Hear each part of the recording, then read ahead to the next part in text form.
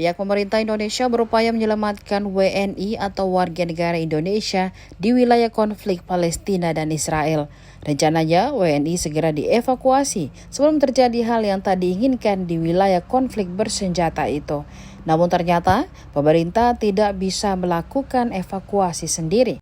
Menteri Luar Negeri atau Menlu RI Retno Marsudi justru meminta bantuan dari Filipina. Retno mengaku telah membuka komunikasi langsung dengan Menlu Filipina Enrique Manalo pada Selasa 10 Oktober 2023.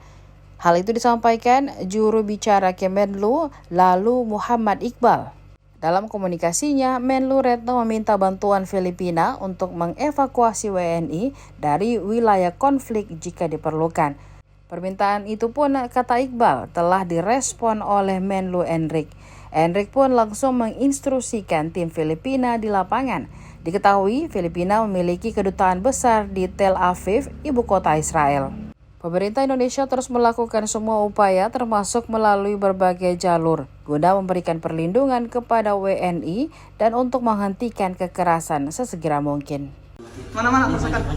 Lihat ini kerusakan. Ini beberapa menit yang lalu nih. Ini dampak kerusakan di Wisma Indonesia, Wisma Dr. Hose Rizal yang berada di area Rumah Sakit Indonesia. Kita lihat ya, tim pemadam kebakaran sedang memadamkan api. Ini adalah mobil operasional tim Mercy yang selama ini digunakan oleh para relawan di Gaza. Teman-teman, ini benar-benar sebuah tragedi kemanusiaan dan ini sebuah pelanggaran tradisional di mana mereka menyerang atribut relawan, menyerang instrumen relawan. Ini bukan senjata, teman-teman.